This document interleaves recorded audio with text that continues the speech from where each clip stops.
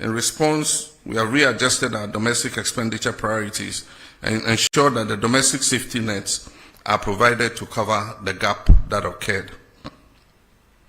To further bridge access gaps and enhance service delivery, government is investing over 2 billion Ghana cedis in healthcare infrastructure between now and 2028. This includes an initial 200 million cedis allocation in the 2025 budget to accelerate construction, expansion and modernization of hospitals, clinics and health centers nationwide.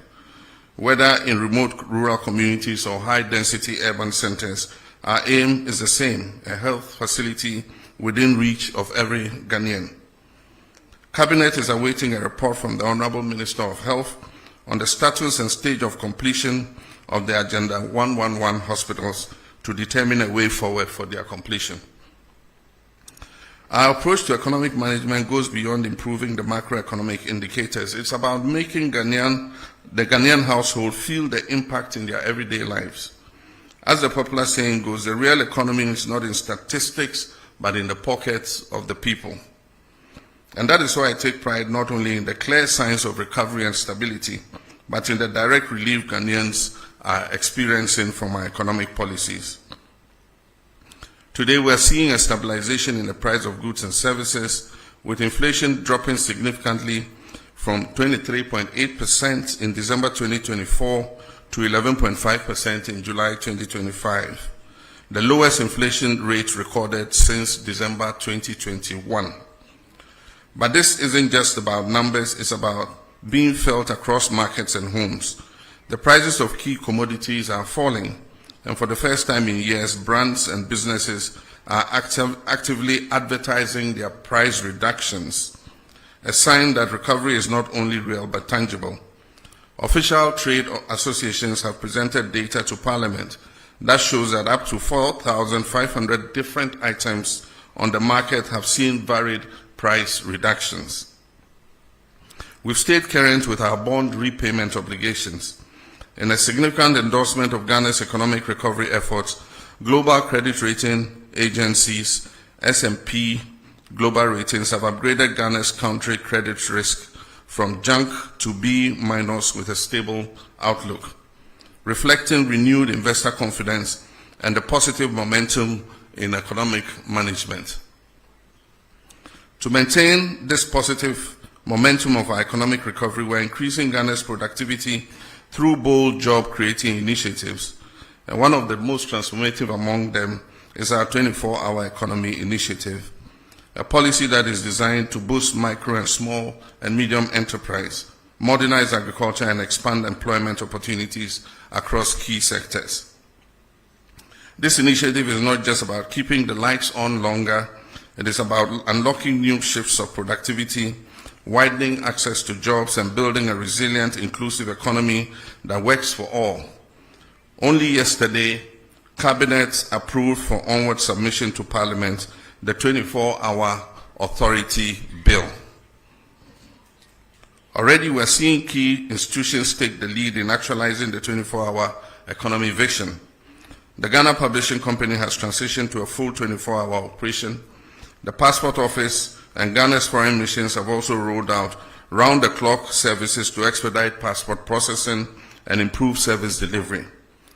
At our ports, both Tema and Takrady are now operating 24 hours to boost trade efficiency and reduce congestion. To guarantee safety within this evolving ecosystem, a dedicated 24-hour economy policing secretariat has been established in the Ministry of Interior to provide continuous security support across the country. These bold steps signal a clear national commitment to building a resilient, inclusive, and job-rich economy. To ensure legal and operational readiness, Cabinet has approved critical amendments to the GIPC Act and the Labour Act, which now include provisions that enable and regulate 24-hour economic activity. These legal reforms will ensure that businesses, investors, and workers alike are supported by a framework that protects rights while encouraging innovation and growth. Complementing this agenda, we have rolled out the Jumara program and the National Apprenticeship Program, both of which are expanding pathways to employment, particularly for our young people and artisans. These programs are equipping thousands with the skills, tools, and opportunities they need to succeed in today's job market. Thousands of young Ghanaians are currently undergoing training under the 1 Million Coders program, our bold strategic initiative to build Ghana's digital talent base and prepare our youth for the jobs of the future. This program is equipping participants not just to access digital jobs, but to create sustainable employment opportunities through innovation, entrepreneurship, and global ICT competitiveness. Additionally, in the extractive sector, the Gold Board is formalizing Ghana's gold trade. As of today, gold trading is a reserve for only Ghanaians. This strategic move will help maximize national benefits, enhance transparency, and ensure that the wealth generated from our natural resources is reinvested in our communities and national development. We're also taking decisive action to protect our environment and natural resources from destruction. A dedicated national task force is currently in place, actively combating the menace of illegal mining. As a result of their operations, hundreds of excavators, water pumps, and other heavy equipment have been seized, disrupting the networks that have long exploited our lands and our rivers. In addition to enforcement, we are reclaiming what has been lost. 9 forest reserves have been successfully recovered from the grip of illegal miners, restoring these vital ecosystems under state protection. Our Tree for Life initiative is being actively rolled out across the country, targeting the restoration of lands degraded by illegal mining activities. Steps are currently underway to repeal LI 2462 to formalize our commitment to end mining in forest reserves. Let me be clear, since my administration resumed office, not a single license has been issued to any company to mine in our forest reserves. The repeal of LI 2462 is therefore intended just to crystallize in law what we have already demonstrated in practice, which is our commitment to protect these forest reserves. My friends, I understand that public accountability and the recovery of looted state resources are at the top of your expectations from my government. And let me assure you, my fellow citizens, that we've not wavered in our commitment for even a moment. Neither have we been complacent. What you are witnessing is not inaction, it is our steadfast adherence to due diligence, due process, and fairness in the pursuit of justice. Yes, our insistence on doing things the right way may afford those who have looted this country some temporary relief, but let me be clear, it will not grant them permanent escape. Across multiple fronts, active pursuits and prosecutions are well underway under the Operation Recover All the Loot. Over 200 cases are under active investigation, with about 80 people interrogated so far. Several prosecutions have begun, progressing steadily and remaining firmly on course. In the Republic versus Edubuan and 3 others, the state has submitted witness statements together with all other documents, and trial has commenced.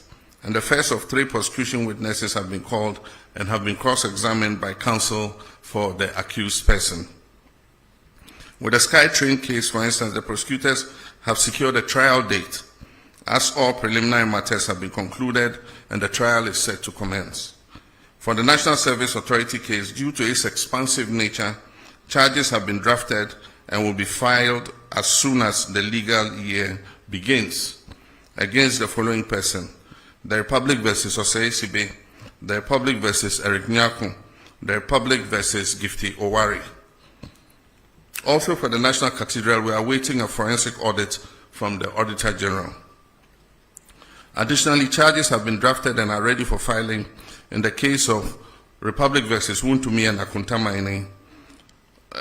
Mining.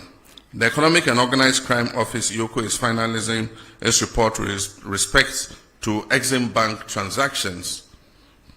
Dockets are in preparation for the buffer stock case and the drip equipment case. Investigations are ongoing into the African Cup of Nations case, the Mart Set case, and approximately 20 other cases currently. Let me be clear, every single case of corruption that needs to be investigated is being looked into. And once evidence is found to ground the prosecution, that will happen and happen swiftly.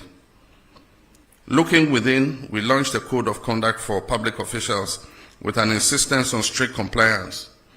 A high-level working group has been inaugurated to draft a new anti-corruption strategy aimed at strengthening ethical governance and institutional coordination. My fellow citizens, the scourge of galamsey is receiving much attention.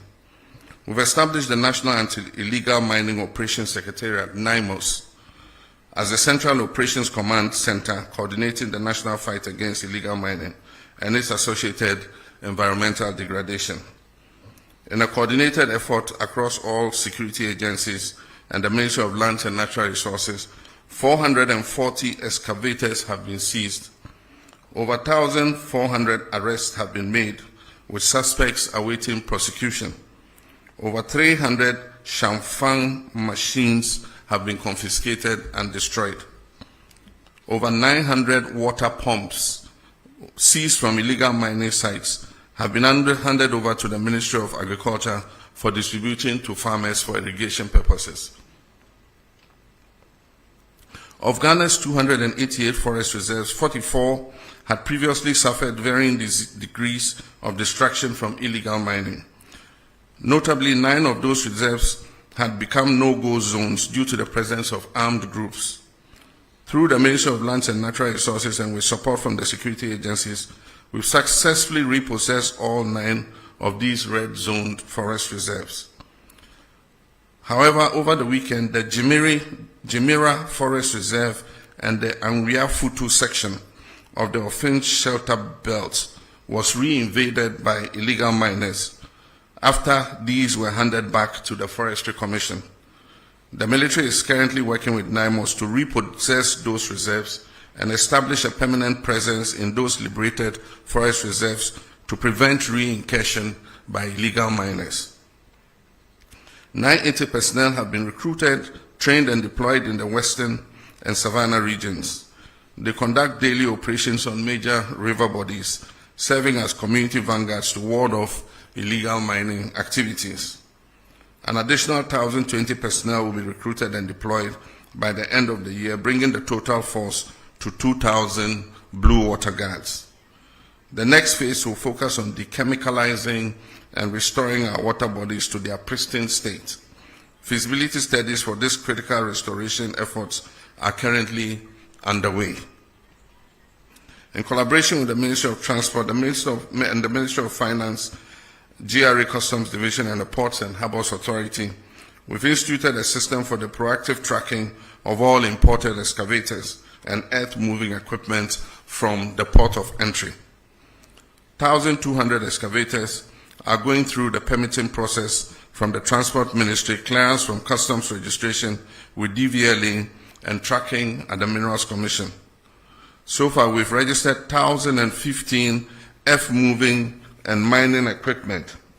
647 have been registered and fitted with tracking devices.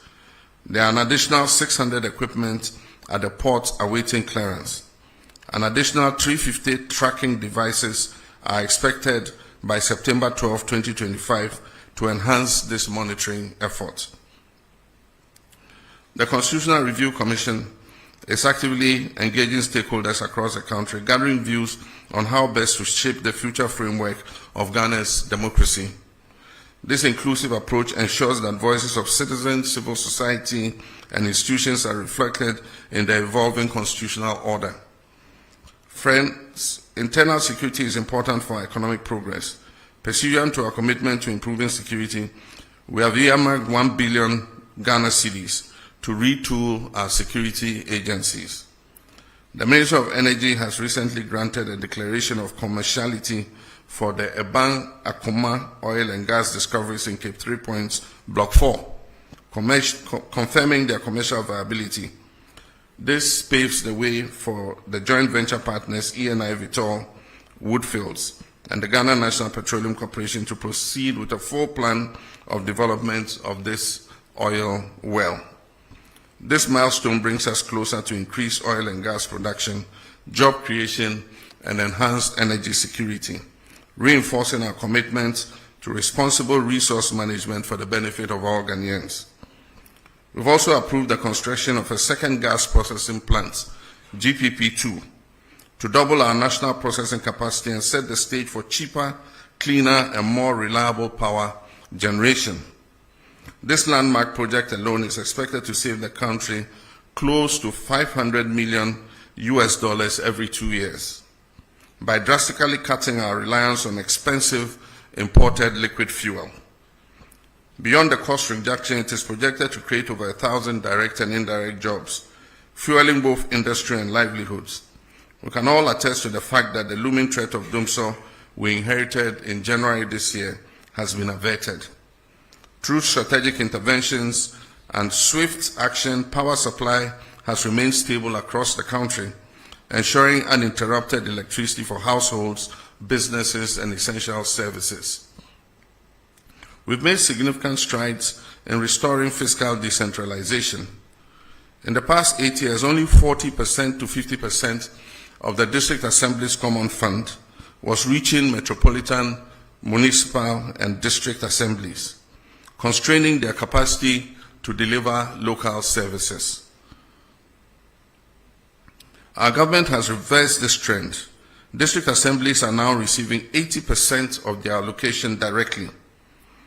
Of the 7.57 billion allocated for DACF this year, approximately 6.1 billion has gone straight to local assemblies, with a minimum of 25 million allocated to each MMDA.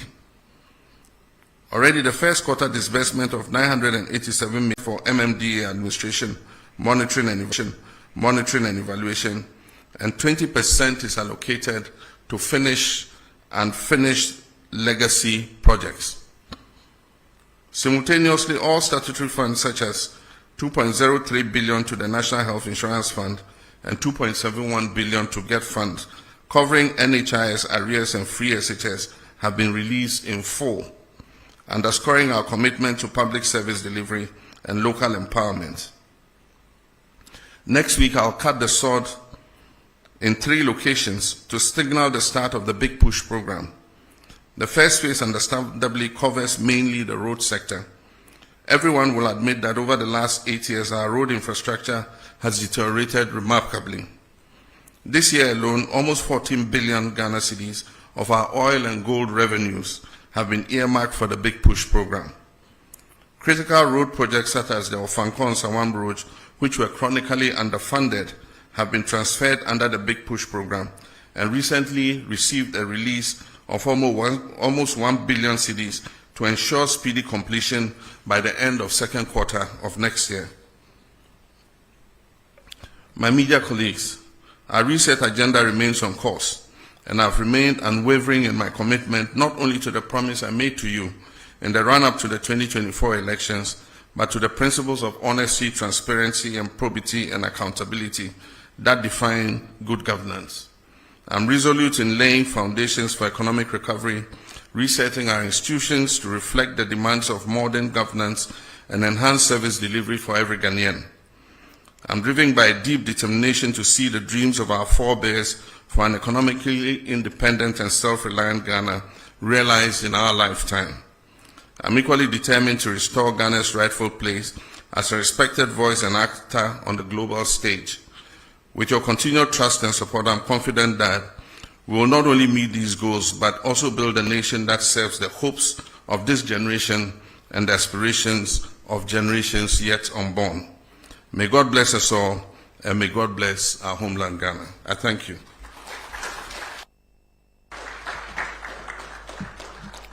Thank you very much, Your Excellency.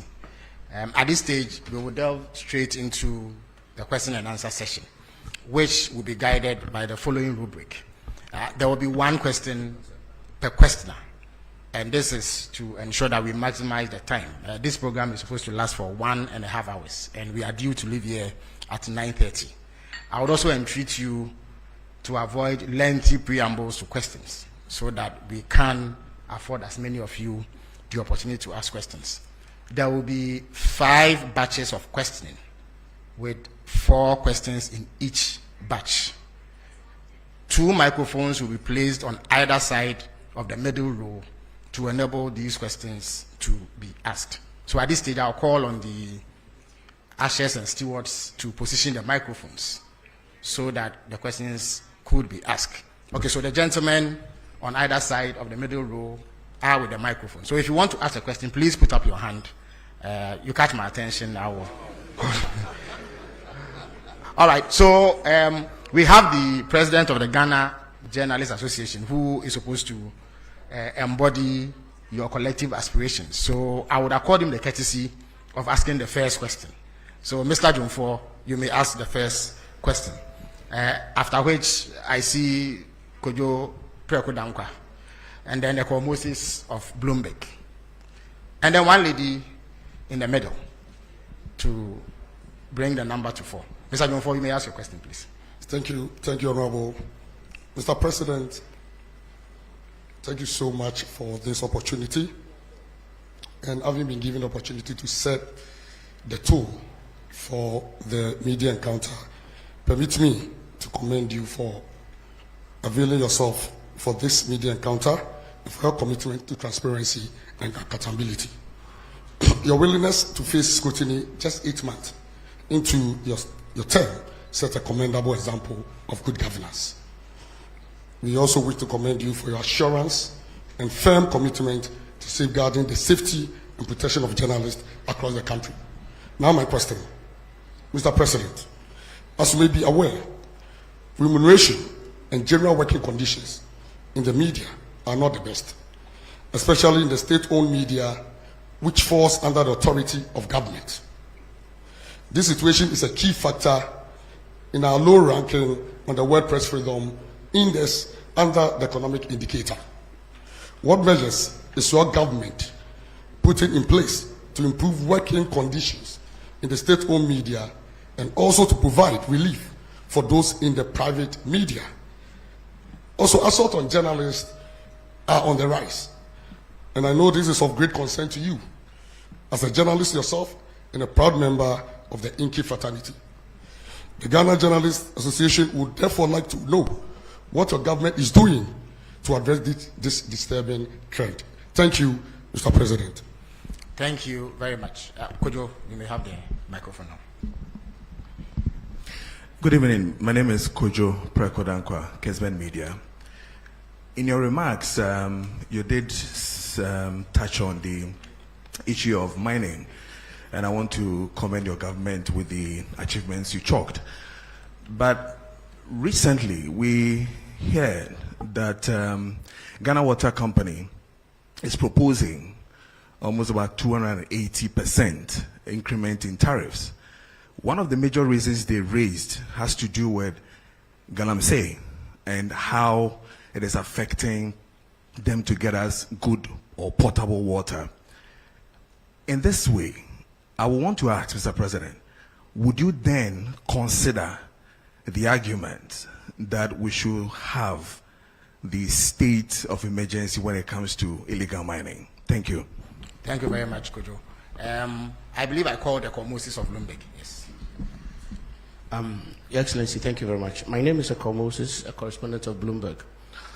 Your Excellency, Ghana's economic indicators have turned into a positive trajectory, and buoyed by the ratings you also referenced and investor confidence. Do you think that that gives enough scope for you to go back to the international capital market, maybe for your first Eurobond after the defaults? Thank you. Okay, so we'll take the final question in this batch from the lady whose hand is up.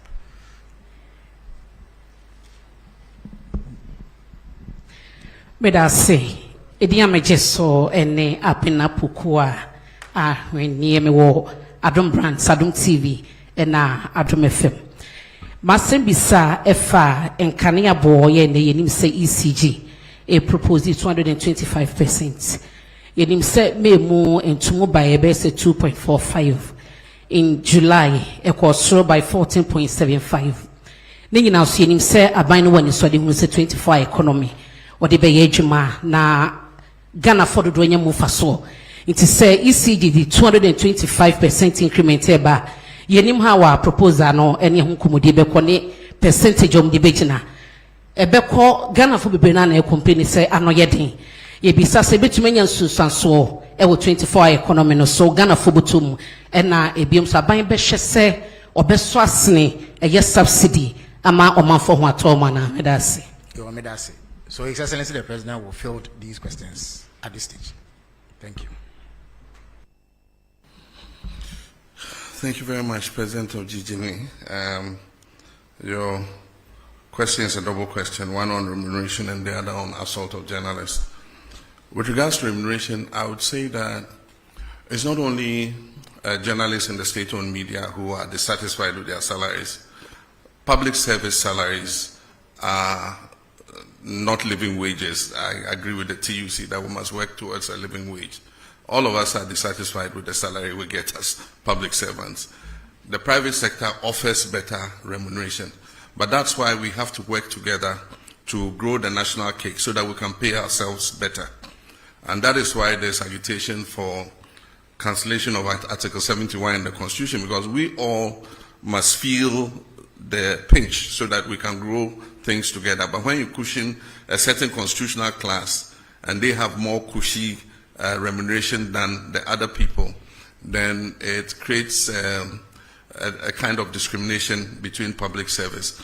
And so our advocacy has been for an independent emoluments commission that would deal with the salaries and wages of all persons in the public sector so that we grow those wages together. In our first incarnation under Professor Mills, we established a single spine salary structure. And that salary structure was supposed to uniform out wages in the public sector so that the disparity would not be too wide. So if you are a secretary in GBC compared to a secretary in, say, Bank of Ghana, there will not be that very wide disparity. Unfortunately, the single spine atonsium, because of the inability to maintain the discipline in public sector wages. Over the last 8 years, the group that is able to strike the most gets more addition to their wages than those that don't go on strike. And so the disparities have occurred again. And so we're in consultation with organized labor to see what we can do about reforming public sector wages. And I'm sure that if those wages are made better, journalists working in the public sector would also have an improvement in their remuneration. With the private sector, government does not have control there. And what happens is we have such a proliferation of private media that advertising revenue is not enough, to be able to maintain the kinds of salaries that we all expect. Maybe if we had fewer, then the advertising revenue would go around and people can have more. But our Constitution guarantees freedom to establish a media of mass communication. And so you cannot restrain how many radio stations you have or how many newspapers you have. And so it's something that we have to live with for a while. Natural competition will phase out the stations that are not competitive, and those that are able to survive will see that they're able to make more money from advertising. The main revenue for media all over the world is advertising. And so we'll see how that goes. I've condemned assaults on journalists in any form. Journalists are doing their job, and their job is to bring news to the doorsteps of our people and to inform them, educate and entertain them. And so at every event you will have journalists there. Unfortunately, some security personnel have developed a penchant for just harassing journalists. And so it's a matter of educating people. It's a matter of, sanctioning people who assault journalists. And I've been speaking with my president of GJA, saying that we're going to bring them together with the security agencies so that they must carry out an awareness amongst their people who provide security at events, that if you see a journalist at an event, he is also doing a job like you, the security person, are doing your job. And so you don't have the right to assault them or to manhandle them. And so we'll keep working at it. I mean, definitely, as a member of the GJA, a lifetime member of the GJA, there's no way I'll condone assault of journalists in any form. The various, we do occasional review of tariffs. And when these tariffs are about to be reviewed, proposals are requested from the utility organizations. And so I noted that recently Ghana Water presented their proposal, and Electricity Company of Ghana also presented their proposal. It doesn't mean that the proposal they present is what is going to be implemented. We have the regulator, which is the PURC, that looks at all the factors, including the exchange rates, including the cost of production and all that, before they determine what increase in tariff is allowed. And so the fact that you hear that water company says they're going to increase by 200 and something percent does not necessarily mean that PURC is going to allow them to do that. Now, meaning about Obusa ECG then also, the same for both utilities. ECG so I propose 200 and something percent, but I know interest PURC budget to say me into electricity tariffs musa. Share a nyoma a core electricity production mu to say fuel nesa nyoma ni na ansana omahwe senya omo de tariff ni besi na MRP no at the frontier your tariffs akosro ne say nipa bebre entua enti wo hwe ECG say your commercial and technical losses are almost 42%. I just say of electricity almost ton, almost me a akechia of only about 58%. Na eno anka wiase afana bia ankasa ejumeya se wo ye ejumebia na bibia woton bia unya just return of 58% anka by now ejuma negu. Nso akoya aban de se a so na aban abeboa a so na aban abeboa. Enti afi de ya sesa omo hwe ejuma no so na ya kenya omo se omo sorry na omo nante na nia onkrofo mu wia iram kania no ni adini na ye cheche omo na ye ntwe omo aso efise se ye nyina atwa ebema eton no ebo na fom enti eye ejuma ye beguso aye Bloomberg, yes, we're quite happy with the outcomes of the reforms that we have been implementing in the economy. And we have survived without going to the capital markets. We've survived without borrowing. Who could have thought some years ago that Ghana's economy could be run without going to the external market to borrow? And yet, we've survived. And so we shouldn't be in a hurry to go back to the capital market. All we've done is to reorder our expenditure and push funds to areas that are of priority. And so that's all we've done. Fiscal discipline, not spending money on wasteful, political interventions and all that. And that is already showing the successes in the market. I mean, we've gone from negative 3.4% on the primary balance to positive 1.1 as at now. And by the end of the year, we'll achieve the target. I'm sure we'll overachieve the target of positive 1.5. And so it's all about discipline in expenditure. And so for me as the president, I would not favor a quick return to the international capital market. I think we should go like this for a while and consolidate the economy before we look at external financing. Thank you. Thank you very much, Your Excellency. Now, having taken a set of questions from this side, I would go to this side and take 4 more questions. Kamini, you may have the first shot. Mr. President, it's Kamini Amano. I'm the host of TV3's Hot Issues. We look forward to your return to the iconic show. I want to talk about the local currency, the cedi. In the second quarter of the year, we saw a very bullish rise in the value of the cedi. We are not seeing the same in the third quarter. So far, we are told that it's lost about some 13%. When it was on its rise, the IMF had warned that the country was over-interfering which is why we were seeing the performance. My question tonight is, Mr. President, did you manipulate the performance of the cedi? Is that why we are seeing the cedi fall as quickly as it is today? How do you explain this decline in value in such a short period of time? And what's the plan to revive it? Thank you very much. Nana Mejakwa has the floor.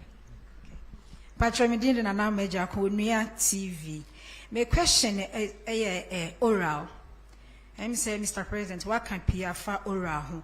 Now, the last accountability series, Attorney General, a statement in Pesemi Redi Kakami quoting Kakranami to us with I wish to remind you of the fact that when I announced the Kwabena Edubwahi investigation, I was blunt in stating the fact that I am open to engaging in plea bargaining with those who have been investigated and found to have looted or stolen state resources. I mean no words about my intentions and will therefore not shut the door to any accused person willing to enter into negotiations with my office for purposes of reaching a plea agreement. Yenim se ya criminal and other offences procedure amendment act 2022 plea bargaining. But my question is say fight corruption. That's Attorney General, State Attorney say we be na pono de ato ho no mo a say we loot state resource and as a fund bra then ni me negotiate. Does it mean say we beti asese sika na me fae no metua ye gyae no ana ende wo ho no mo ana? Me question no it does. Justice from Shinhua News Agency. Thank you very much, Mr. President. My name is Justice from China State Media, Shinhua News Agency.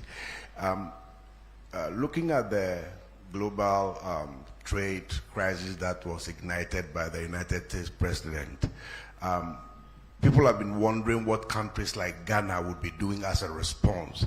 But we realized recently that the Chinese government has actually granted all African countries a zero tariff into their market. What will Ghana be doing to take advantage of that for our trading to be boosted as a substitute to what we may have been losing from the United States side? Thank you. Before I take the final question from here, let me indicate that we are joined by journalists from across the regions through the power of technology. So as and when the technical folks sit down me, I would ask them to also contribute to this question and answer session. Alfred, you may have the last word in this batch. Thank you. Good evening, Mr. President. My name is Alfred Okanse. I work with TV3 as part of Media General. Just on the back of the oral question that was asked by a colleague of mine, over the weekend we had the General Secretary of your party indicate that there are some NDC lawyers who are cutting deals with some persons who are standing trial for acts of corruption. Is this statement one that you're minded by? And if you are, what are you going to do about this, especially because of how committed you are, as you indicated, to pursue oral because the Ghanaian people expect that you should do so? Thank you. Thank you very much, Alfred. Now, we are joined by William Menta from Rich FM. So, William, if you can hear me, you have the floor. Okay, so my name is William Menta from Asimposu-based Rich FM Central Region. And Mr. President, Central Region is known as the heartbeat of education and tourism. Yet our people still struggle with unemployment and underdeveloped infrastructure. What specific steps is your government and our strengths into real jobs and opportunities for the youth? Thank you. Thank you very much. Your Excellency, you may answer this question, sir.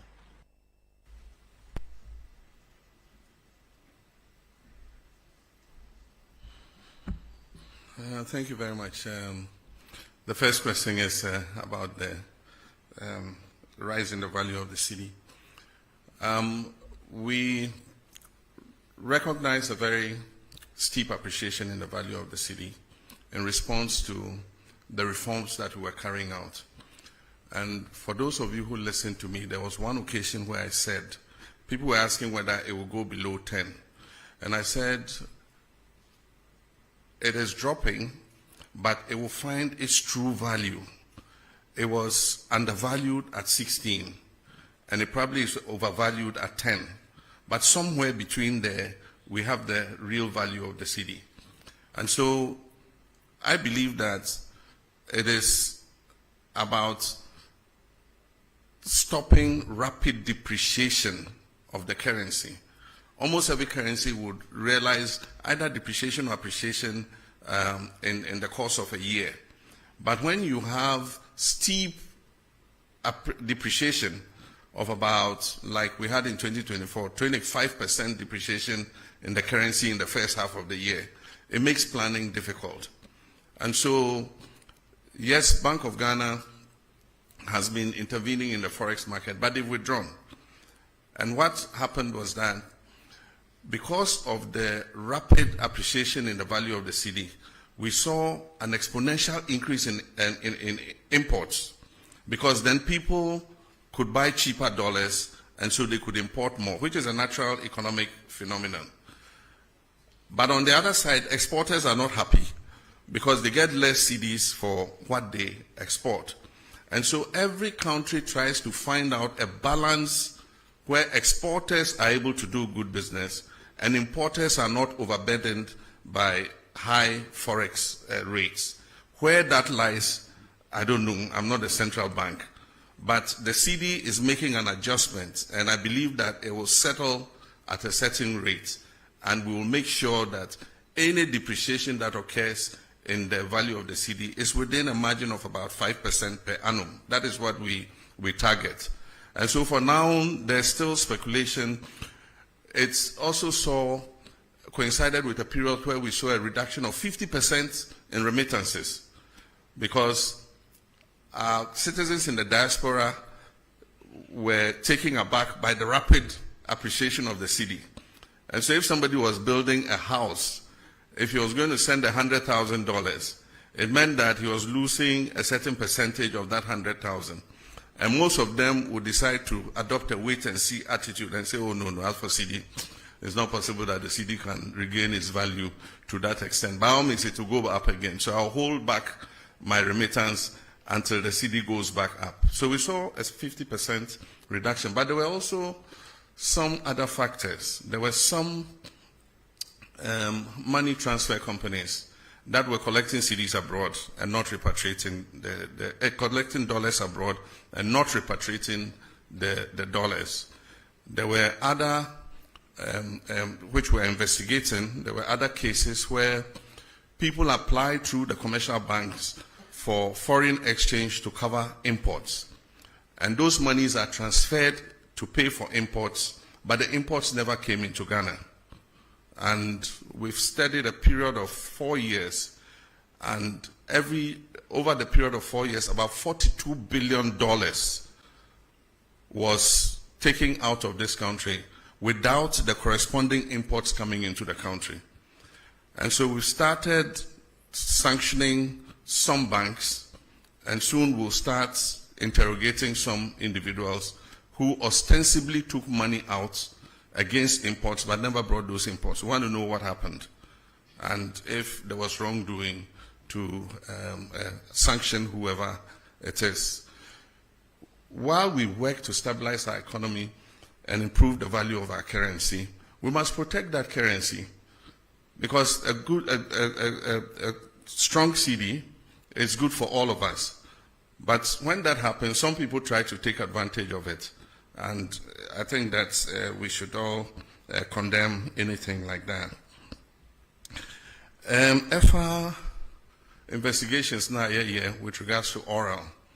Senya Okayano, MPP address almost the Shishebi by IMRA se abine wudi FR case bi ho se ebia wafesika na bibia o akwenya obetimi aka se yo ene aban case na mode kwedu amode bomeno me sande sika na se agudie bia na se bibia mode bomb kwedu no mesan de aba se ne be ya bomfa me nkoto how do they call imprisonment efiase bomfa me nkoto efiase enti ayemra eda ho enti obi a yabo no kwedu bia ewo tumi se obeka se you ene yentwa so na memfa se imra na yenjai sa no enti eno enye aban na ebeka eye nipa ye de na kugina court and so say oka say oh munjai asem no mu na memfa se imra na say agudie bia me fa ye memfa famra na say japade bia me fa ye memfa famra na say bibi aban wa kwenya se ebeka say de bi enje na yebeto aso any case no enti ejina case no ene ni anipa ne ye enti still aban wo to me say even though wako emra na se aka say me pese me san ede bibi bema aban na aban eja case no mu aban betimi aka say de bi yempe yenje enti eno eye case by case say o sheda ede adwembone ewia yesika a echese eso a ye nyina echese I don't know how to explain I just say abo aban anase oman ne car you to me say ebeka say yempe nia wode ba no na ye de obekwa akoto efiase ba ni be reason ka say na wode ne koto efiase wa na obeto aduane ama no wa na obehwe no oyare a wode ne beko hospital enti say we wia sika na okase o sande o sika be mawa ene ho wonfa so say ye beji ye sika chen say ye di nipa no beko efiase enti ye no de Attorney General ene behwe no akan nia ehia. With regards to trade tariffs and China zero tariffs, it's an incentive for us to export into the Chinese market. And we need to look at the items that China imports and see where we have a comparative advantage to be able to take up those imports. I know that China imports a lot from the US, and there's a trade tariff war between US and China. So China is looking for alternative markets to import those items. And so they import a lot of meats from the US, they import a lot of maize from the US, and other agricultural products. And so if we have arable land and we're in a position to expand our production, then the zero tariff will make meaningful sense. Then we can take advantage of it. But it is just a figure if we are not able to respond and be able to export into the Chinese market. But I think that it offers an opportunity for diversification of markets. Nobody wins tariff wars. It's unfortunate that America has appended the whole world trade system. We all work towards a rules-based trading system. It took years of negotiation from Rio to Doha round and all that. And eventually, reasonable tariffs were agreed between countries. Countries like Africa enjoyed zero tariff into the US because we were in the developing world. And so it was a concession that US gave. And what you receive in exchange is soft power, that, you know, a lot of people have a good disposition towards the US because the US has been kind to Africa and all that kind of thing. But in comes President Trump. He has a more transactional mindset, and he says that the US has been taken for granted for a long time. And so even countries like Ghana in Africa, he slapped a 15% tariff on us from zero tariff. And so AGUA is technically dead. It was due for renegotiation in September. There's no way with this 15% tariff, AGUA is going to be renewed. But we're just watching carefully. The power to impose tariffs is that of Congress. But in this case, the US president always pushes the limits. And so there's a case in the US Supreme Court to determine whether his impositions of tariffs are legal or not. And so depending on what the US court says, the tariffs would either be permanent or they might have to go back to Congress to endorse the tariffs that he has imposed. And then from the Central Region, Rich FM, he asked what we're doing to enhance the tourist attraction of the Central Region. It's all about infrastructure. It's also about service. With infrastructure, even the travel time to Central Region is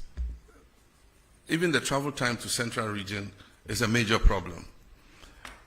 In Ghana, we've maintained single lane, highways for a very long time. They are prone to accidents. A lot of accidents occur. Now every day you hear there's an accident on the Kumasi Road, there's an accident on the Cape Coast Road. And that is because when two vehicles oncoming and going are using a single lane, the tendency for, head-on collisions are very real because of wrongful overtaking and all that. So one of our first things that would enhance tourism in the Central Region is that we're dualizing the road all the way to Takrady. It will reduce travel time to Cape Coast. It will allow somebody to wake up in the morning, travel to Cape Coast, enjoy his tourist experience, and be back in the evening to Accra to sleep. And so reducing the travel time will help enhance that. But apart from that, we must identify what the tourist sites are, improve their attractiveness, and also improve the service delivery. One of the things that affects tourism in Ghana and West Africa is that our service is poor. You go to a restaurant and they think that they are doing you a favor. You go to eat and they think that you owe them, to serve you. If you go to other parts of the world, it's completely different. You are compelled to spend your money because they are all over you.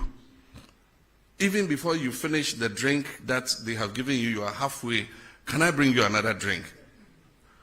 And if you are the shy type and things, you always say, oh, yes, yes. And you forget that you have to pay for it. And so we must improve our service delivery. Owners of services must take professionals who know how to be courteous to customers, to know that we are in this job because you've come here to eat or you've come here to do this. And so that's one of the drawbacks of our whole tourism experience. And most times you spend so much money, set up an establishment, instead of going for professionals, you go and haul your relatives from the village to come and serve people. They pay and they can't even get their change. You can't find the waiter who took your money. And when you even find them, he says, oh, we have no change. I mean, they have a certain sense of entitlement. And so until we reform all these, and it's an attitudinal problem, until we reform all these, and people who own these establishments make sure that service delivery is at near 100%, we would not be able to attract enough tourists into our country. We have a beautiful country. People come and, they just say, look, this country is good. But if you hear a lot of the feedback and you say, oh, but what is negative about it? Oh, your service is not the best. Always, that's the feedback that comes. But the government will do its part. Government has the responsibility for making sure the infrastructure is good. And we're starting with the road, making sure that we dualize the road all the way to Cape Coast and Central Region so that people can travel easier to go and enjoy the tourist attractions there.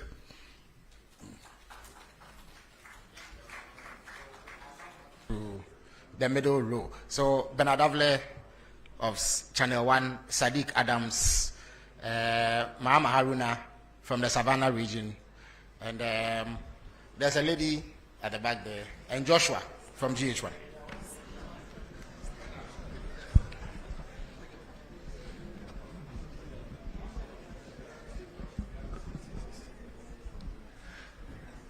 Thank you, Felix.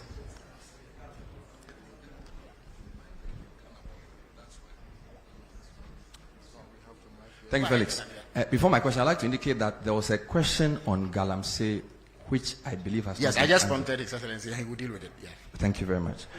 So, Mr. President, thank you for this opportunity. We are told democracy thrives on checks and balances and separation of powers.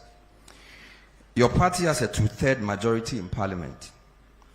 The Chief Justice you came to meet has been removed, of course, under your hand, although the process was gone through.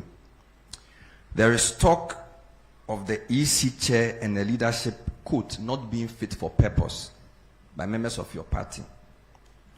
Some people fear that these developments and others create a situation where the other arms of government are completely subservient to the executive. In fact, one newspaper expressed the fear that you could be morphing into, quote, a supreme leader, unquote. There is a maxim that power corrupts, and absolute power corrupts absolutely. Should we be worried in your legacy term that the democracy you came to meet will be well oiled and that the three arms of government will work not in subservience but in unison? Thank you. All right, before I come back to you, we'll cross over to Tamale and take a question from Abdul Mujiz from Tamale. Sagani TV from Tamale. Abdul Mujiz, you have the floor if you can hear me. Thank you very much. Mr. President, good evening. My name is Ba Abdul Mujiz from Tamale. My question has to do with the Tamale and Yendi water project. I would like to know when.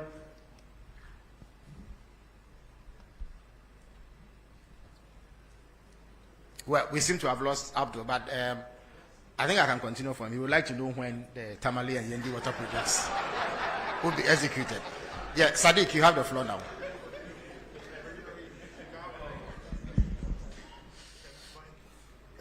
Good evening, Mr. President, and thank you very much for this opportunity. My name is Sadiq Adams from Angel TV and Angel Radio. Mr. President, the question is on national unity and peace. There has been a recent spate in social media accounts created by unidentified people purported to be representing ethnic and tribal groups. We have seen some vile attacks, pockets of that on social media, TikTok, and some of them in real life. There has been a number of them, and we observe over 50 that has been set up particularly to attack and inflame ethnic passion and tribal issues. If your security agencies have taken notice of this, what are the measures being taken to ensure that our national unity and cohesion is protected by education and sensitization, as well as trying to put this in a context of not suppressing freedom of expression, as well as maintaining the national cohesion that we have because of these kinds of threats and attacks from social media on ethnic basis. Thank you. Thank you very much. Joshua from GH1. Good evening, Mr. President. I am Joshua Kojo-Mensah, GH1 Television and Star FM. I'm glad to hear that you personally are telling us that indeed steps have been taken to repeal LI 2462. But then I want to find out from you, the pro-environmentalist groups and then civil society, they want this declaration of a state of emergency. Where's the difficulty in declaring that state of emergency? Thank you. Thank you very much, Joshua. Mahama Haruna from Savannah. And then we'll take a final question from the lady from GTV. Thank you very much, Honorable. My name is Mahama Haruna, as you rightly said, from Savannah region, Inkligi FM. Mr. President, we expected you to say a little on the security situation in the country, especially the unfortunate Boko conflict, and recently the conflict in your own backyard of Savannah region. I know how uncomfortable you are with the conflict in your backyard between Gonjas, who are the landlords, and the Brefos, who are the settlers. They've coexisted for about 100 years until recently. I know you are more worried because almost everyone in your backyard Gonjas, Brefos will always vote for you massively, sometimes almost 100%. Now, since 1996, when you contested your first elections, first of all, I just arrived from Bole, where you hail from. And I can say that the people are not happy with the curfew imposed on them. Especially in the beginning, people were dragged from their rooms and beaten. There's evidence to that. Now, let me go to my question. You may want to wrap up. No, yeah, I'll wrap up. Mr. President, you've put in place, the Minister of Interior has put in place a mediation committee. Do you think it can resolve the problem? Because some are saying there should have been a reconciliation committee. Moreover, the people are saying since the conflict erupted, they've not heard from you. So what do you have to tell your people? Thank you very much. Thank you very much. So the final question will come from the lady from GTV. Good evening, Your Excellency. Thanks for the opportunity. I'm Salamat Kukwa Pinto. I'm with the Despite Media. Yeah, pardon me, Despite Media, yes. Yes, right. yes, thank you.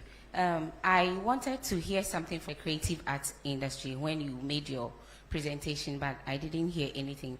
The question is that you have shown how you want to bridge the unemployment gap, but I want to find out that how do you intend, or can you tell us what plans you have in using the creative arts sector to solve the high unemployment? And also, please, I would like to hear what is happening with the Black Star experience. Thank you. Thank you very much. So His Excellency will now answer these questions.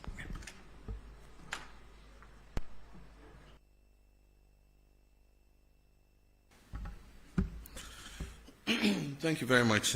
Let me first apologize for missing one of the questions, and that is the accusation that there's interference in terms of the oral investigations. I would have very conveniently said the General Secretary himself is here, and so I'll call him to present his evidence to the public. But I can assure you that there's no way anybody can interfere. I cannot be in people's mind to stop them from attempting to interfere, but I am responsible for making sure that that interference comes to naught. And so I closely monitor. I hold regular meetings with the Attorney General. He briefs me on the status of investigations. And so I'm confident that, the cases will go ahead based on their merits, and that nobody would have the opportunity to interfere. If anybody goes lobbying people or paying people to interfere, they probably are just throwing away their resources. All cases will be investigated and come to their logical end. If people are exonerated in the courts, that's what justice is all about. We will do our part, and we're being painstaking in preparing the dockets, and that's why people are complaining that it's a bit slow. But you don't want to hurriedly take a docket to courts and have it thrown out on technicality. And that's why you need to make sure that by the time a docket is prepared and prosecution starts, you have a watertight case that will ensure that you get a conviction. And so that's the process that we're going through. There was also a question that was tied to water, but it also had to do with Galamsey. It says that the justification for water company asking for such a steep increase was because of the cost of treating the water. And I answered it in terms of the tariff, but not in terms of the Galamsey in the water. But in my statement, I indicate that we just started with the Blue River Guards. We're training more and more of them. These are long expanses of water bodies. And so far, those we've trained are 600 and something. They are not enough to cover even the length of the Ankobra. And so as we recruit and deploy, because they patrol the water bodies, if they see any Shamfam machine on the water body, they seize it and we burn it, we destroy it. And so I gave you the number of Shamfam machines we have seized and destroyed. As we continue to increase the numbers of these Blue River Guards, I'm sure that we'll be able to cover the tunnel, we'll be able to cover the prow, we'll be able to cover the Ankobra. And we hope that then we will start seeing, some reduction in the turbidity of the water. But even more than those on the water bodies, The distraction is the forest reserves, because the rivers take their catchment areas from the water reserve. So if you destroy from the forest reserve, if you destroy the forest reserve, the river or the stream will dry up, because where it takes its water source will no longer exist. And so that's why at the beginning of the struggle I said our focus is going to be on the water bodies and the forest reserves, and then we can stretch out to other areas. So as we train more Blue River water guards, we would see an improvement in the turbidity levels of the waters. Bernard said I'm in danger of becoming a supreme leader. Look in my face, do I look like a supreme leader? And that is to paraphrase Prof. Star Atta Mills, do I look like a cat hunter? Do I look like a supreme leader? I'm a Democrat true and true. And even when we attained 2/3 of Parliament, I said that we're not going to use it to ride roughshod over the minority, and that we're going to give opportunity for democracy to flourish. And so we don't intend to use our 2/3 majority to steamroll our democracy. We believe that even though the people of Ghana gave us that overwhelming majority, it wasn't meant to turn Ghana into a dictatorship. They gave it to us in order that we could carry out reforms to make our governance better. And I think that we stand a very good chance with that 2/3 majority to finally move the amendments to the Constitution that we have all wanted. In the past, because of hung parliaments and all that, we couldn't make any progress, because there are some of those amendments for which you need an overwhelming majority. And so Ghanaians have given us that opportunity and say, look, go ahead and do these things so that we can have a better constitution that will take Ghana for many more generations to come. And so that's what I believe. But I certainly am not on the way to becoming a supreme leader or an autocrat. Yendi and Tamale water. Yendi, Tamale, and Damango are 3 urban areas in the northern regions that suffer severe water scarcity, especially Tamale. Tamale is probably the biggest city in the whole of the 5 northern regions. The population has been increasing rapidly, and the water system has not expanded as fast to meet the demand of a growing population. And so we have to urgently expand Tamale, Yendi, and Damango has become a regional capital. It has started growing very fast, and it faces a scarcity of water. The Tamale and Damango water systems are under an EU program, and recently when I went to Brussels, it's one of the things we discussed. There's funding available for those 2 water systems. And so because we have a cap on our credit, external credit, of $250 million a year, we have to find space within that to be able to accommodate Tamale and Damango water. But I want to assure you that they are priority projects for government, and we definitely would fund them and make sure that before we leave office, Tamale and Damango get sufficient water for those cities to thrive. With Yendi, we are placing Yendi under the Big Push program. And so we're going to fund it with our oil and gold revenues and establish an expanded water treatment system for Yendi. The budget statement is going to be read in November.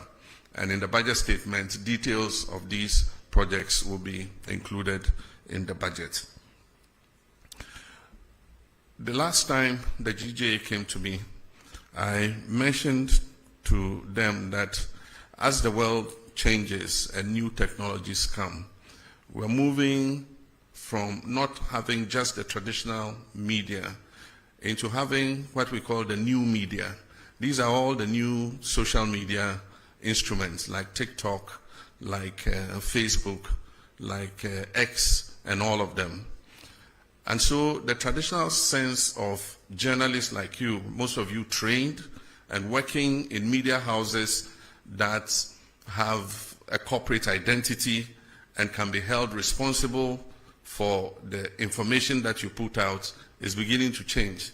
We have a new crop of I'll call them neo-journalists, who anybody with a phone and a camera can report news or comment on national issues. Now the point is, who holds those people responsible? And that's what he's saying. If you go to some of the WhatsApp platforms, or you go to some of the commentaries in the TikToks and others, we have what we call hate speech, incitement to violence. Those are criminal. Despite the fact that we have removed the criminal libel laws, there are some laws that make such people accountable. Because if we don't regulate that sector, it can lead this nation to war. There are some of the incendiary statements that have been made in the Boko situation that are fueling some of what is happening there, making people hate each other and see each other as enemies. It's been the same in the Gonja Brefo thing. Some people fanning and inciting violence against each other. This falls in the ambit of the National Signals Bureau.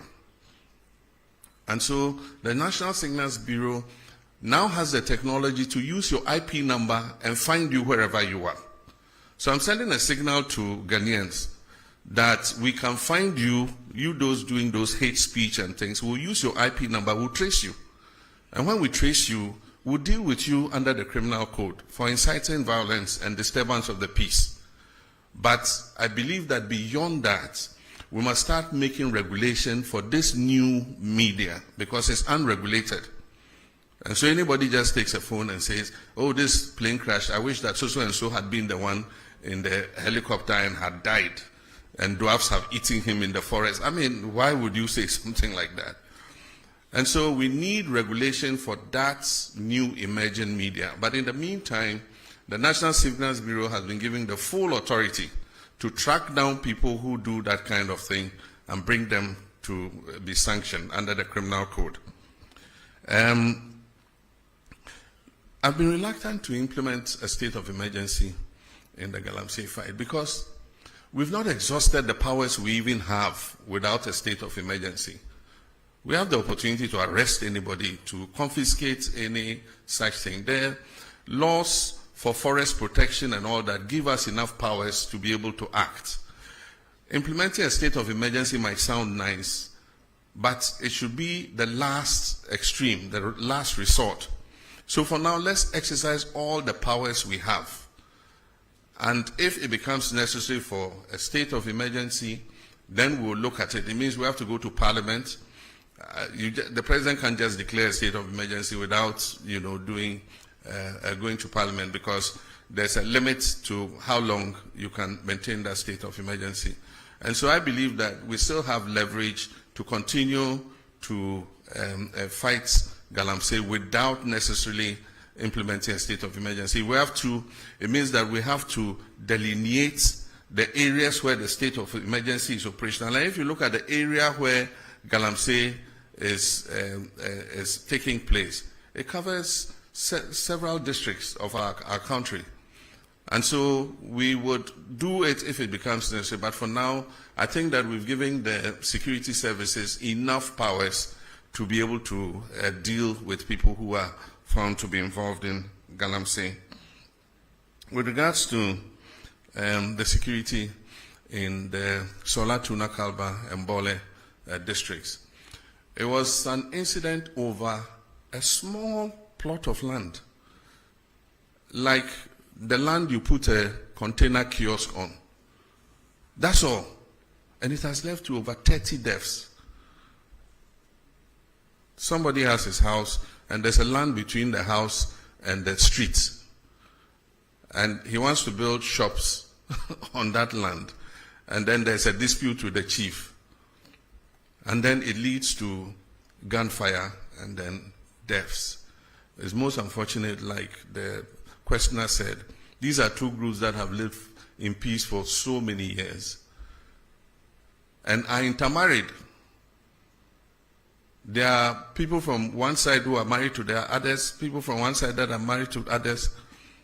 I, for instance, am such a mixture of people, I don't know who I am. Part of me is Vagla, part is Safalba, part is Gonja. I mean, quarter of everything. And so if my ethnic groups are fighting, it means my body should be fighting with different parts of my body, because I'm a mixture. My blood is made up of all those ethnic groups. And so it's most unfortunate. And so we've put in a mediation team. We mentioned the members. The 2 MPs are supposed to be ex-official members to work with the mediation team. If you look at the terms of reference in the mediation team, there's also reconciliation. And so even though we call it a mediation team, its terms of reference includes reconciliation. So we're giving them the full authority to meet both sides, to perform purification rites, to cleanse the land of any blood that has been spilled and all that, and then to come out with recommendations how to improve relations between the 2 groups so that they live in peace.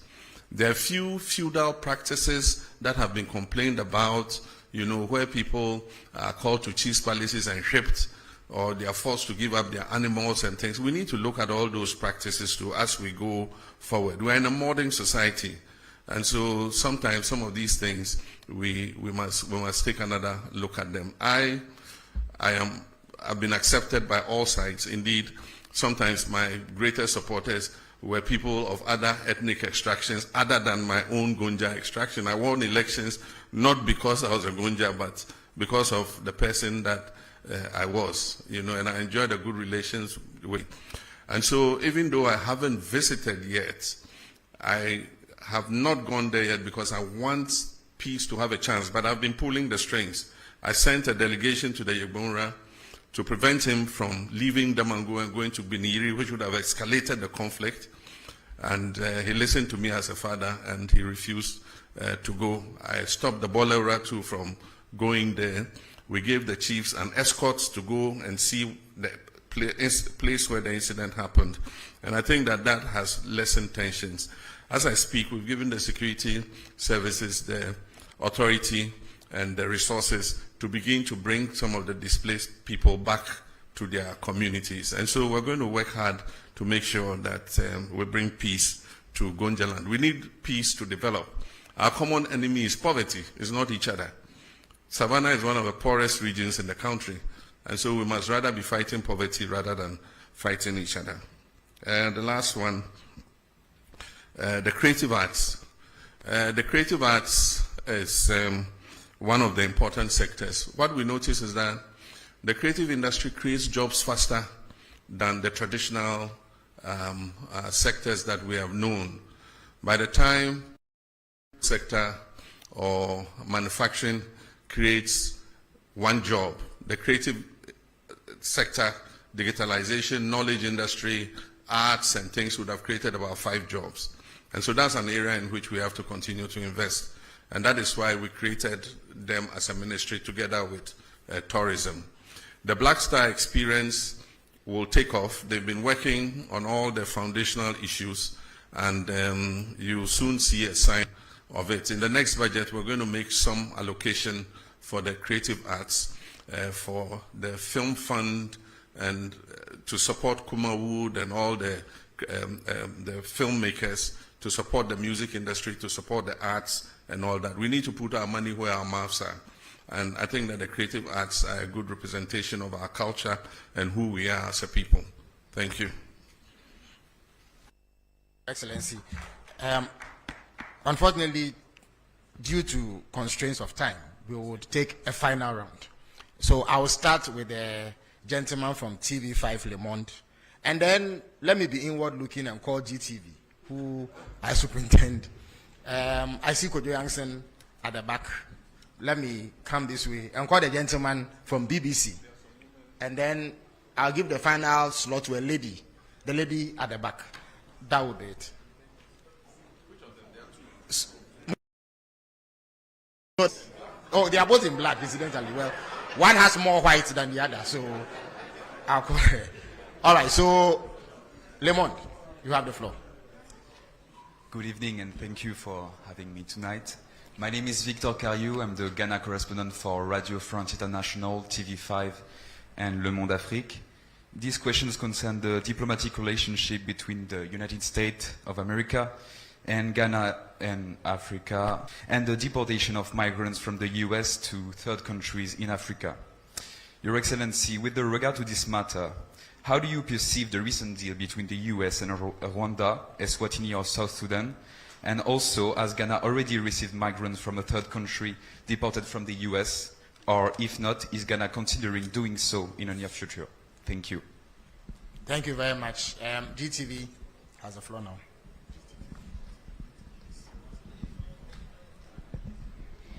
Thank you. Good evening, Your Excellency. You announced that the government will remove the minimum capital requirement for foreign investors under a revised Ghana Investment Promotion Sector Act during your visit to Japan.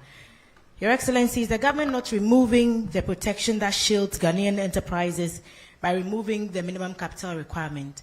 And also the concerns about the Ghanaian traders with the activities of the Nigerian trade partners in the country. There's a request for that part of the GIPC Act to be amended to make it possible for Nigerian and indeed other African traders to move more freely within the space because of ASCFTA. What are your views? Thank you. Thank you very much. Kojo Yankson has the floor now. Thank you. Good evening, Mr. President. My name is Kojo Yankson. I'm the host of the Super Morning Show on Joy.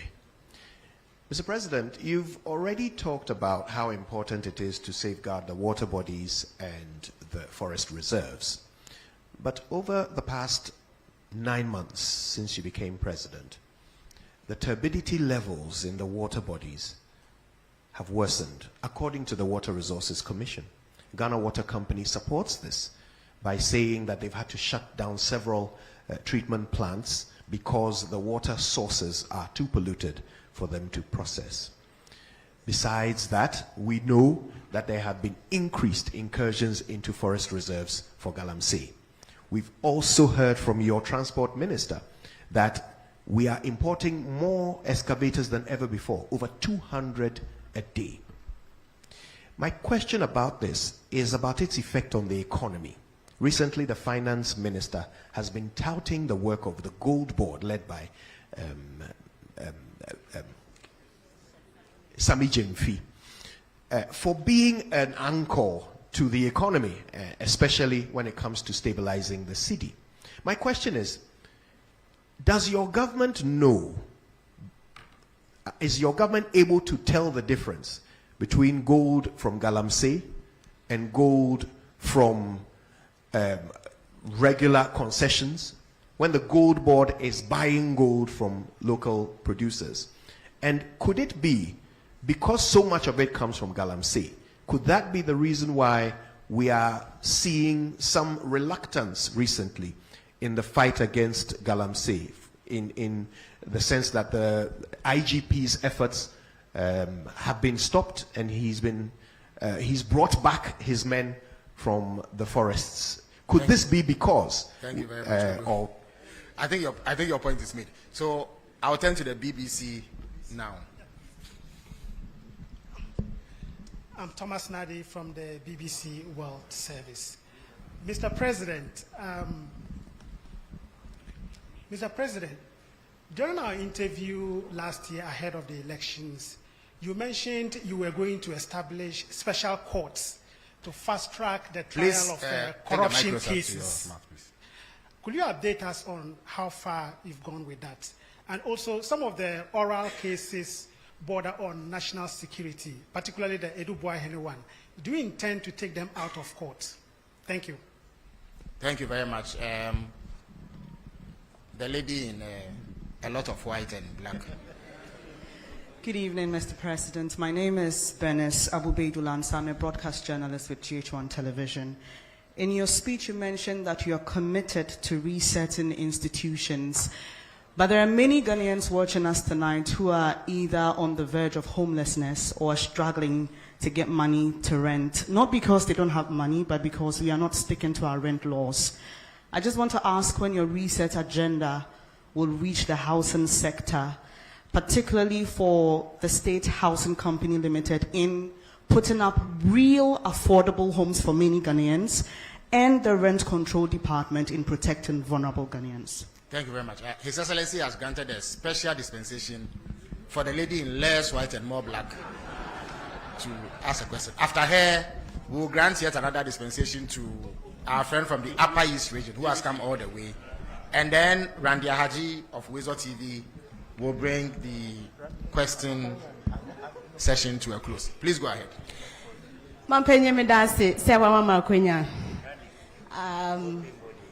The question is today if you ask a man to one family and Kebehame pa. Meeting Ede Monica is Anoba home-based television. Mepacho wa bole bamboy tuna kalba ya kwano enye ese ya che ye bre yetimi di 16 hours don shi dunsia na yendru fie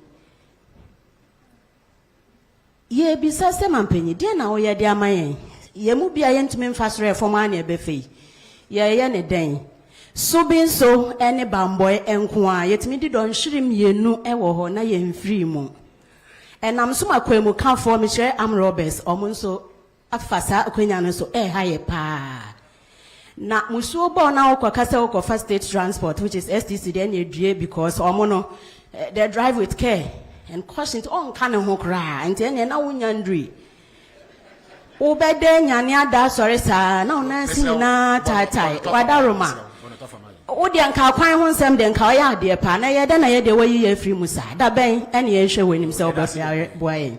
So our friend from the Upper East region would have Upper West region. Is it Upper East? Upper East region, yes.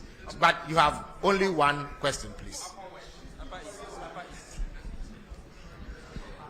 Thank you very much. Only one of you is allowed to ask a question. So thank since you are very both much from the for same region, yeah. Please go ahead. Yeah. Go ahead. Thank you very much for the opportunity. My name is David Adapuna from Mike FM in Avrongo, Upper East region. Your Excellency, one of the things that beats the hearts of my people has to do with the Polygo multipurpose dam. This was an initiative that was started by the NPP government, but unfortunately, we could not see its completion. This project held so much prospects, including that of irrigation, power generation, and flood control. Just recently, the Barry Dam was opened and we saw the devastation it caused.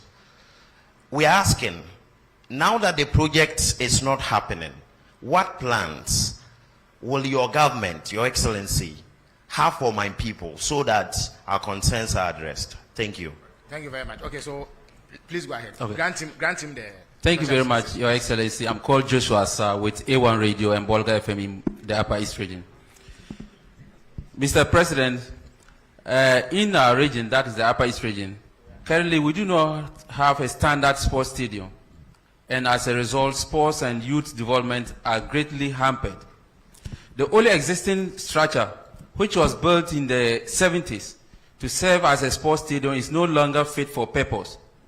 What are the plans of the government to ensure the Upper East region has a modern sports stadium? Recently, we saw a young man who walked from Bolga to the nation's capital to solicit for a sports stadium. I don't know if the president is aware of this. Thank you very much. Thank you very much. So, Randy has the last word. Thank you, Mr. President. Please, Mr. President, I want to find out the latest updates on the Ghana's version of Ashigame proposed to be established at Aplawa. And also, per my last checks from the whole airport, there were plans to establish an aviation school. How far with that one too? Thank you. All right. Thank you very much. His Excellency will answer these questions.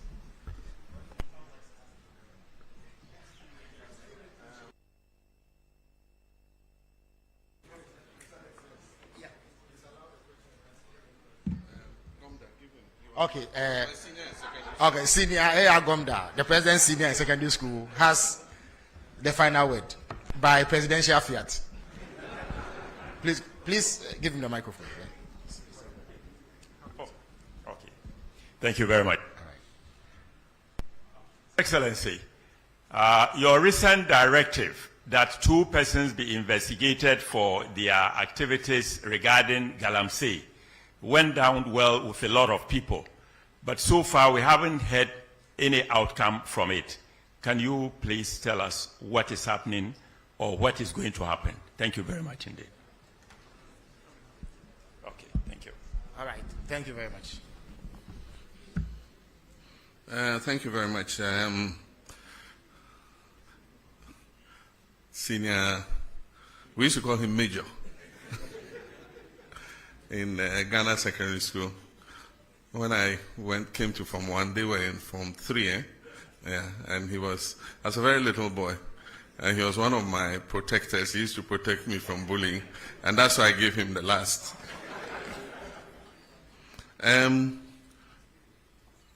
The first question was from, what's your institution? Oh, Radio France. Yeah, okay, it's about Ghana-US relations. First, we were slapped with 10% tariff. That was increased to 15%.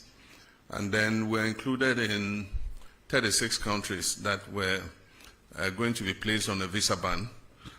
But in the meantime, all 5-year visas were cancelled, and we were restricted to single entry 3 months. It shows the tightening situation in our foreign relations, but I do think that we still enjoy good relations with the United States of America. We were approached by the U.S. to accept third-party nationals who were being removed from the U.S. And we agreed with them that West African nationals, were acceptable, because all our fellow West Africans don't need a visa to come to our country. So if they decided to travel from US to Accra, they don't need a visa anyway. So if you're bringing our colleague West Africans back, I mean, that's okay.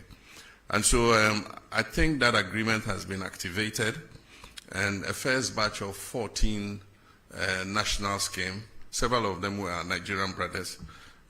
They opted to go back home, and so we facilitated, we put them on buses, to be able to go back home.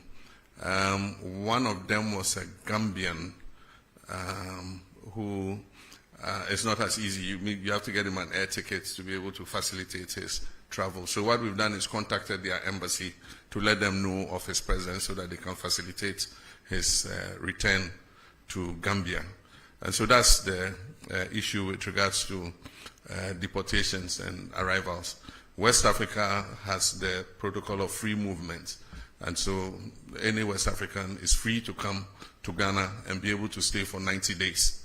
And so if they decide to bring them, I mean, we don't have a problem accepting them. Then with regards to the GIPC Act, we are living in a new environment. We have the ECOWAS Trade Liberalization Scheme. We have the African Continental Free Trade Area that wants us to open our markets to each other. And so the former protective regime is changing. And so we need to review the GIPC Act to be able to take cognizance of that. And aside from that, there's limited foreign direct investment in the whole world. And so you need to place yourself in a position where you're able to attract as much foreign investment as possible. So when you put a barrier of $1 million, there are people who, with $500,000, can open a manufacturing establishment. But because you say he must show $1 million of transferred capital into the country, then you shut out that investor. And that's why, as part of the GIPC review, we're removing the minimum requirement so that anybody who wants to come and set up a business in Ghana to provide employment for our people is welcome to come. But that is different from the issue of the markets. And so there's advocacy that we should review that issue with markets. The current law restricts retail sector to only Ghanaians. And there are people who argue that it's anti-competition and so many other things. But Of course, in most countries, you want to reserve a certain portion of the economy for your people. And so Parliament is going to look at it, and eventually whatever law they pass is what we have to live with. I never expected, or I never deluded myself that the fight against illegal gold mining or galamsey was going to be an event. I mean, definitely, there's no magic wand. The decay has eaten so much over the last 8 years that it's going to take a lot of work to be able to overcome it. And I didn't expect that in 18 months we would declare victory in the fight. As the livelihoods of about 4 million Ghanaians is on small-scale mining. And so it's going to be a process. It's not going to be an event. But we will not give up. We have a determination to get on top of it. The Gold Board was introduced as part of reforms. And if the Gold Board was not introduced, I mean, those who were taking the profits from the small-scale mining sector were the foreign traders who were taking that money away. In 6 months, we have exported over $6 billion. About $4 billion of that money was going to go into the private or foreign traders. And so the first thing is you shut the stable door so that the horse doesn't escape, which is what we've done. So if it's from illegal sources, it's from legal sources. At least it's our land that is being destroyed. So let us get the benefit of it instead of foreign traders. So that's the first thing. But if you go and read the Gold Board law, it has a requirement for tracking and tracing. And as I speak, the Gold Board is working with an organization to put on a track and trace system.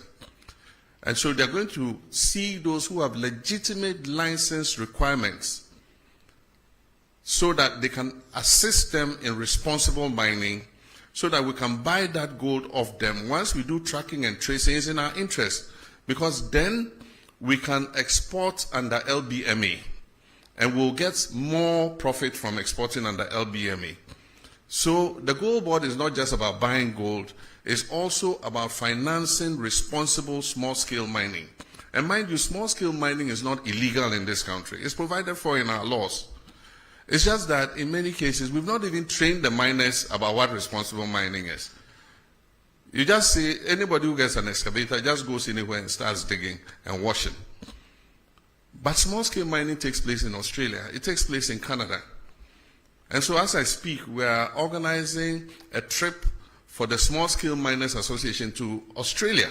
Australia has given us an invitation to bring them to come and see how small-scale mining is done without destroying the environment.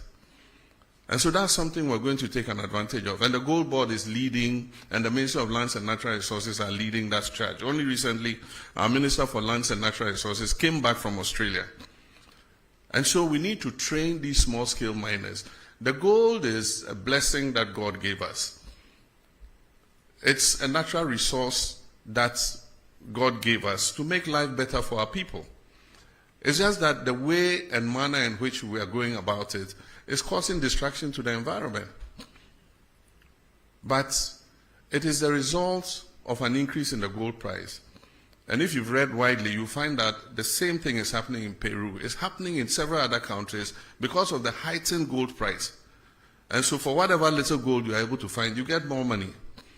Galamsey was not a problem when gold was $2,000 per ounce. But today, gold is pushing $3,600 per ounce.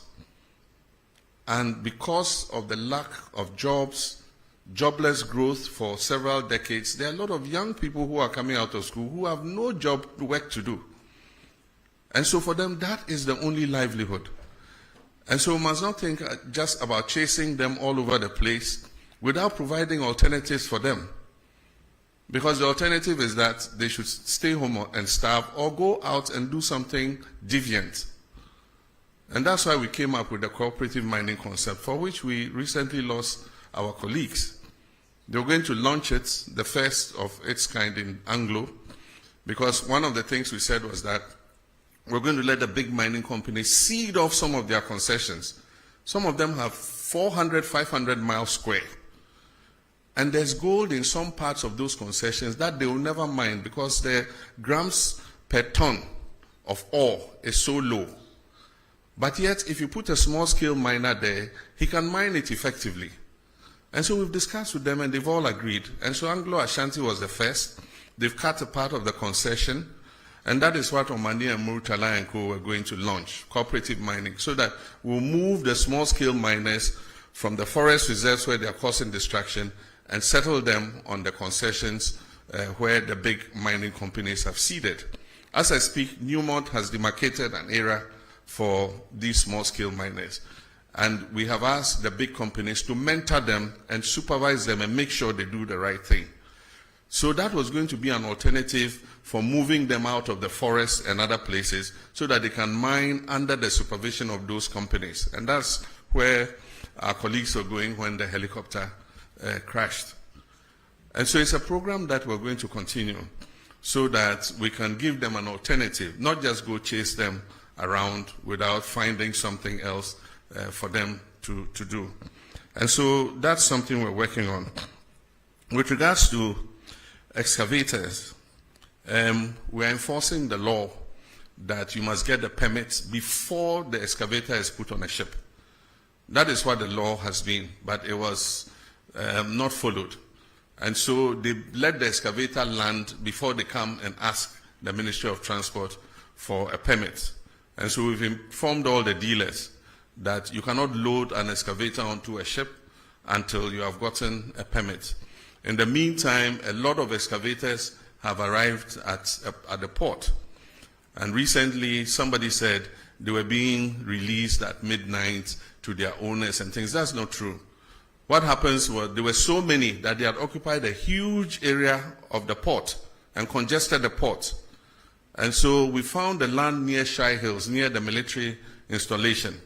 And the Field Engineers Regiment and others have been given charge to move the excavators from the port to that area so that they can free up space in the port. And they do that in the night because of traffic in the daytime. So in the night, they have the payloaders moving the excavators out of the port to the designated areas where they are supposed to be held. And before any of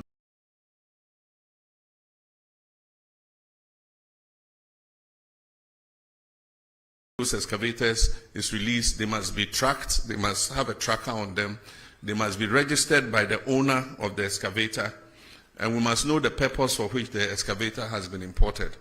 Because the construction industry also imports excavators, and so you cannot put a blanket ban on importation of excavators just because you think that every excavator is going to go into the illegal mining industry. Even the big mining companies that have licenses import excavators. And so we want to know who is importing the excavators, who it is going to. We want to be able to put a tracker on it and be able to trace that excavator wherever it is in the country. We called off the IGP's anti-Galamsey task force because they are supposed to coordinate with NIMOS, that is the National Anti-Illegal Mining Operations Secretariat. Unfortunately, they were not doing that. So every little commander in any this thing gets up, Galamsey phobia, they can't tell who is licensed, they can't tell who is not licensed. And so it was just like an attack on the whole small-scale mining industry. And so what we said was they should freeze their action, they should synchronize it with the National Anti-Galamsey Operational Secretariat so that they can be directed exactly to where to go in terms of the anti-Galamsey fight. While we're fighting Galamsey, it doesn't mean that it's a free-for-all for everybody to get up. Anybody gets up, puts on a helmet, puts on a jacket, and says, I'm anti-Galamsey. They say, we're not looking for chaos. We're looking to do it, in a scientific manner so that we do not hurt the whole of the small-scale mining industry. We talked about special courts for anti-corruption. I actually said we'll speak with the Chief Justice and see if they can create special courts for prosecuting people who are flagged in the Auditor General's report. And so that is something the Attorney General is pursuing, because every year we see Auditor General's report, it goes before the Public Accounts Commission, they say this person diverted this person misappropriated this and that, and yet no action is taken. And so Ghanaians have been saying, so what's the use of the Auditor General's report? And so we're asking the Chief Justice, can you create special courts which can fast-track action on the Auditor General's report? So people who are determined to be criminally liable after the Public Accounts Committee has sat can be put before those courts so that they are sanctioned to create a deterrent so that other people do not do the same thing that they have done. Very good question on rent and homelessness, and I'm happy to give you the microphone to ask it. The biggest expenditure in any Ghanaian's budget is rent. And even though we have laws, enforcing them has been difficult. The rent law says that a landlord cannot charge more than 6 months. But the problem in enforcing the law is the connivance of the tenant and the landlord. The tenant won't come and report that they are charging him 1 year's rent advance because he wants the room. And so that has been the problem. And the problem is because our population is growing beyond our housing capacity. So the competition for accommodation and housing is very strong. And that is why we must expand our housing coverage. And I remember in our manifesto, we have a pledge to expand housing. And in the next budget, we're going to make provision for that. I've already had a discussion with some of the associations, the organized labor associations. Some of them have funds that are sitting in their accounts. And they have members who want houses. So what I've said is government will match their funds. And so if they give 1 billion cedis, we will give 1 billion cedis. And then one of the banks, Republic Bank, has said that they are willing to also match with 1 billion cedis. So if we get a 3 billion cedi fund, we can start building houses in all the districts. And as people pay their down payments, it will go back into the fund and it will become a revolving fund. And governments can give it to people.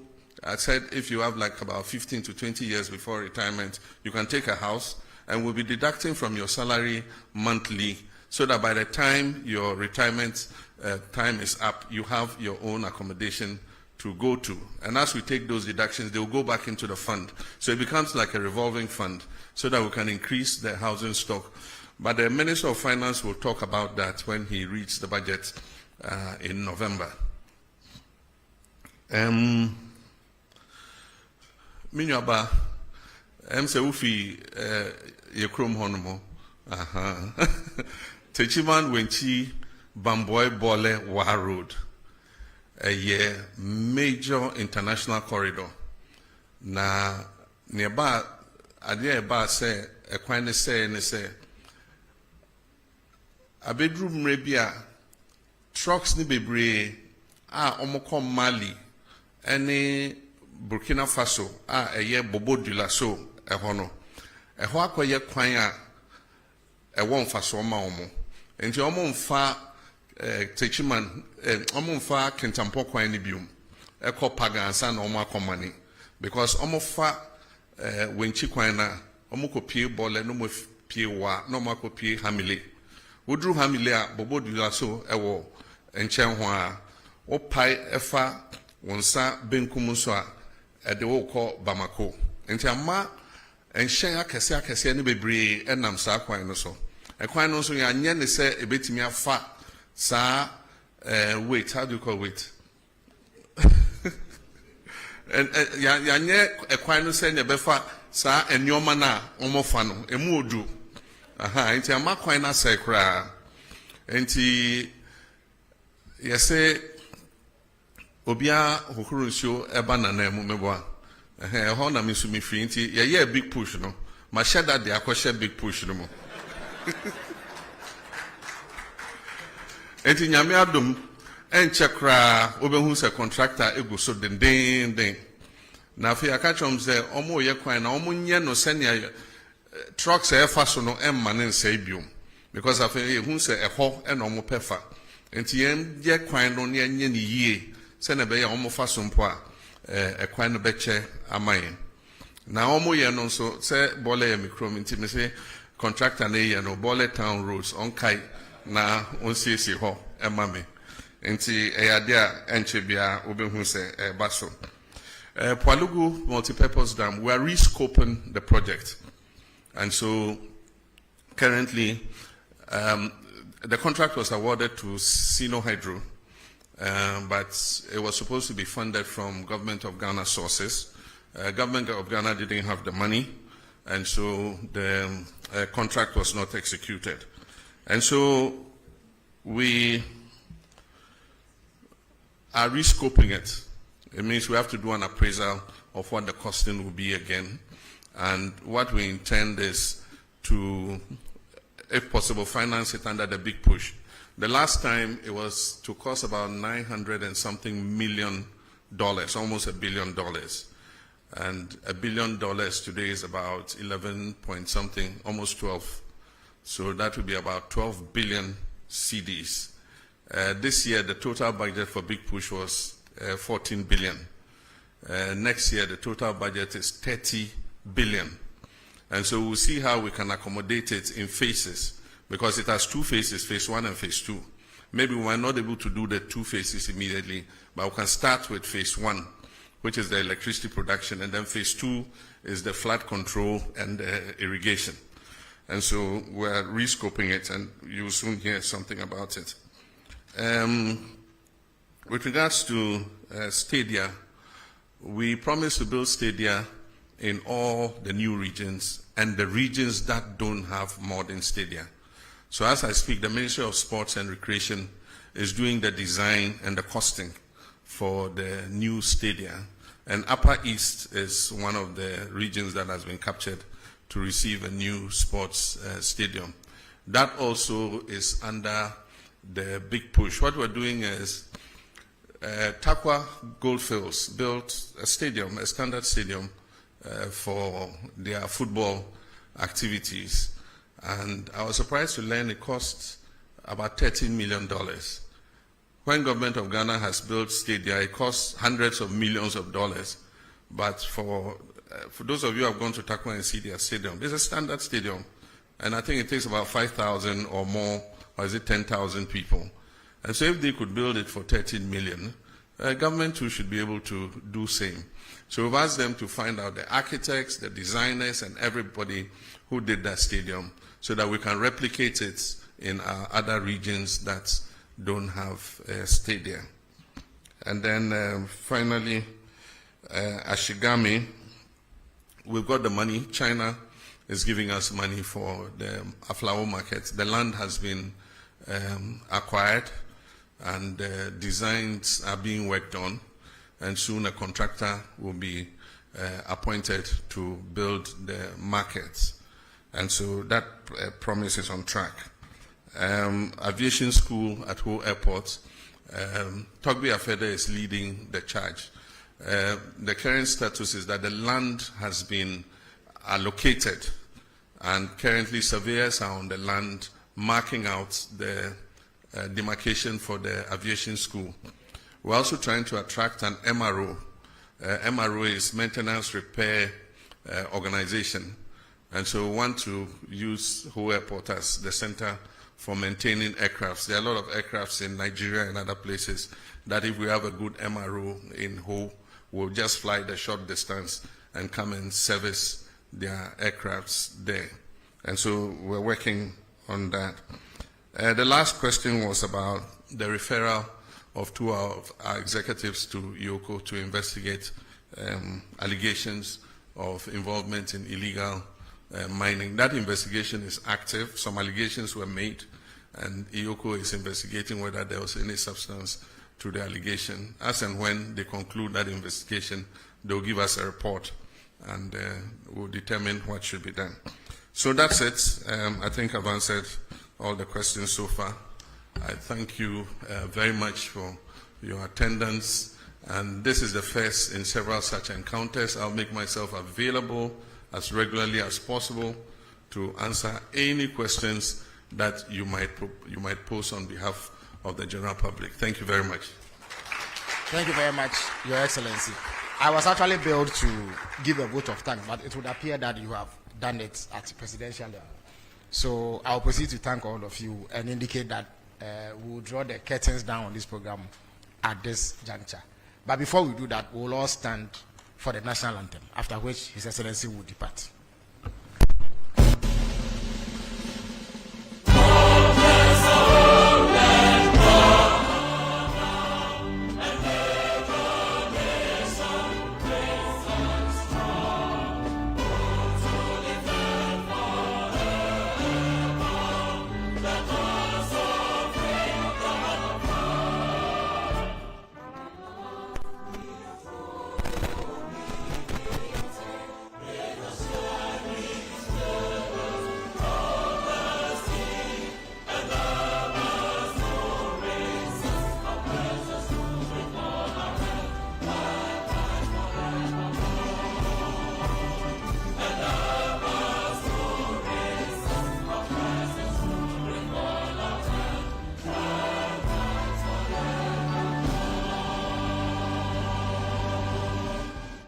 Shall we remain standing as His Excellency the President departs the hall?